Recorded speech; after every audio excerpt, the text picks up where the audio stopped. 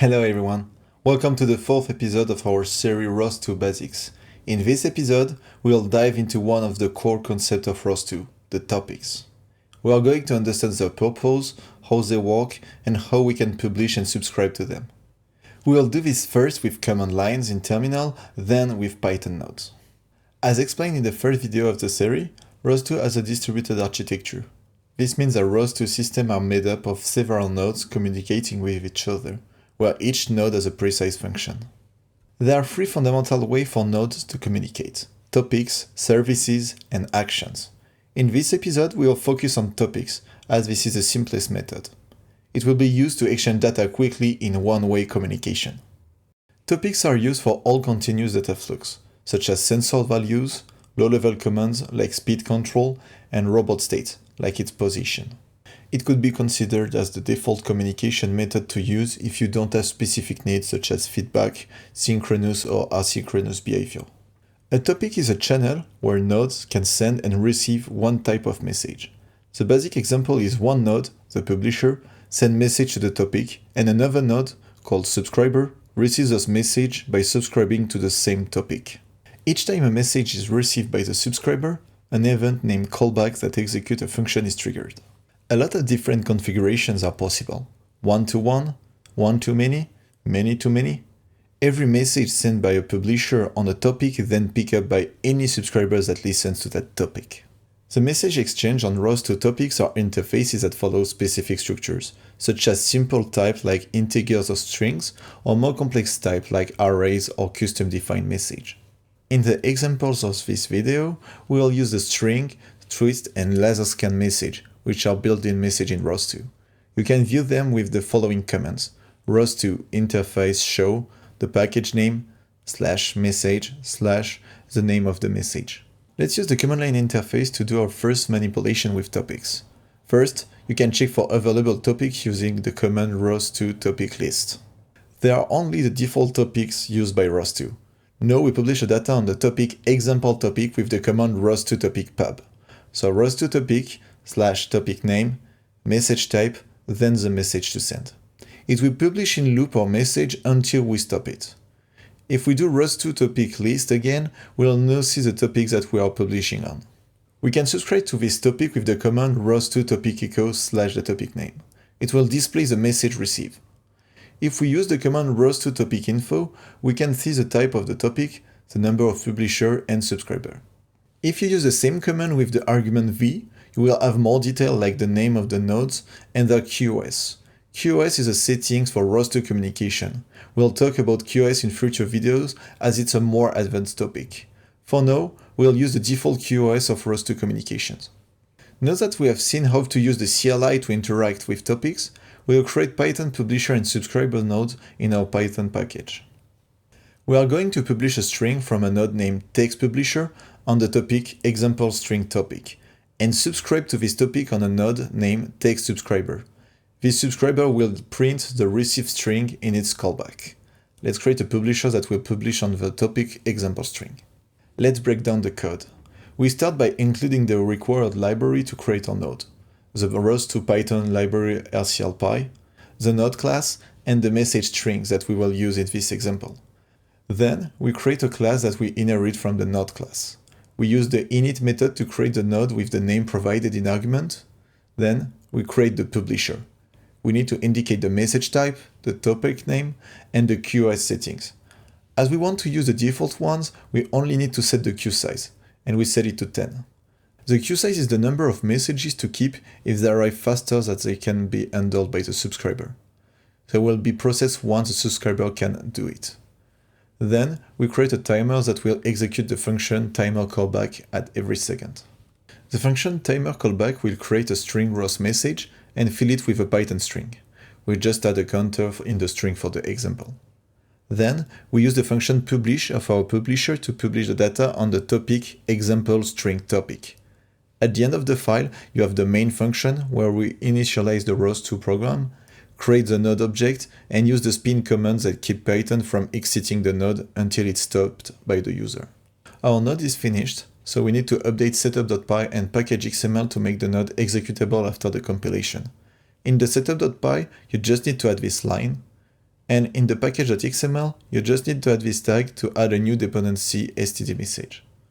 Now, you can build the package with the following command, call build, and after source. Now you can run your node with the command ROS2run Python ROS2 basics text publisher node. In another terminal, if we do ROS2 node list, we can see that our node is running.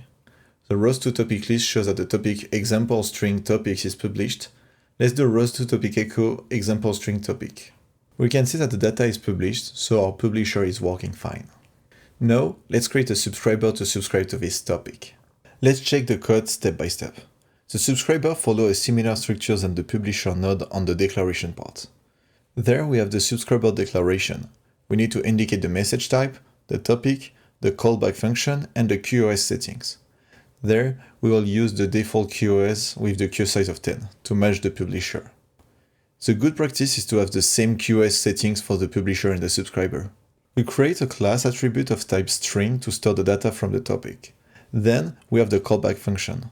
As said before, this function will be called at every new message received. The method has for input argument the data sent by the publisher. So we get the message.data to get the string sent by the text publisher node. After we can modify the setup.py to add the subscriber as executable. Then we compile in a new terminal using the call build, and after we source with install setup.bash. Then we can try to run the node with the command ROS2run. You can see that at each new message, the callback is executed and the value of the last message is updated. Well done, you have created your first publisher and subscribers in Python. We are going to finish this video with a practical example of topic utilization to interact with a robot in simulation. We are going to install Gazebo Sim in order to simulate a robot. Be careful, there is two different Gazebo, Gazebo Sim and Gazebo Classic. We can download the package with the following commands. It will install the version of Gazebo that match with your ROS2 installation. If you have installed ROS2 Jazzy, it will be Gazebo Harmonic. I will put in description a link with the correspondence between ROS2 and Gazebo Sim versions.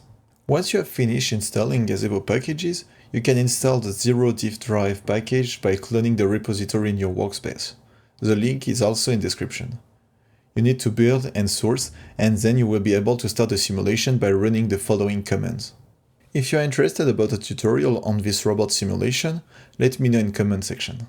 Now we are going to create a node that is a publisher and a subscriber in the same time. It will subscribe to the topic scan to get the laser scan data from the robot and publish to the topic cmdval, which is by convention the topic to send a velocity command to the ROS2 robot. In our case, the robot has a publisher on the topic scan and a subscriber on cmdval. Our node will be the subscriber on scan and the publisher on cmdval. In this code, we will subscribe to the topic scan to get the scan value in front of the robot. As long as the distance between the robot and the obstacle in front is greater than 0.5 meter, the robot moves straight at 0.2 meter by second. Once it's closer than 0.5 meter, the robot must stop. Before starting our code, we check the topic available with ROS2 topic list. Then, we check the topic that we are interested in. So ROS2 topic info scan and ROS2 topic info cmdval. We can see that the topic scan is a laser scan from the sensor message library, and the cmdval is a twist message from geometry messages. We start by creating our publisher on cmdval and our subscriber on the topic scan, as we have done in the previous example. We also define a timer that will update the command of the robot every 0.2 seconds.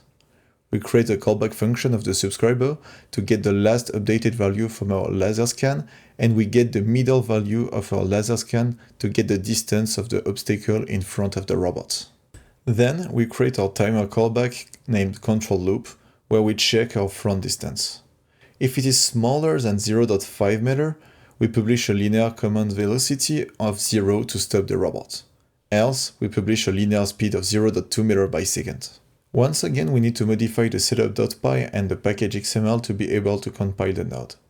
Then, we compile it with the following command, call build, symlink install source install setup.bash.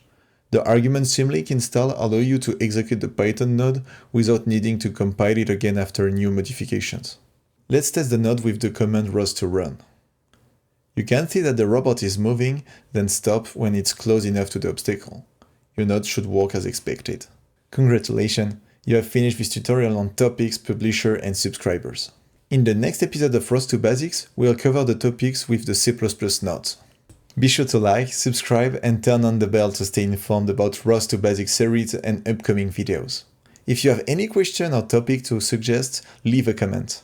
See you next time!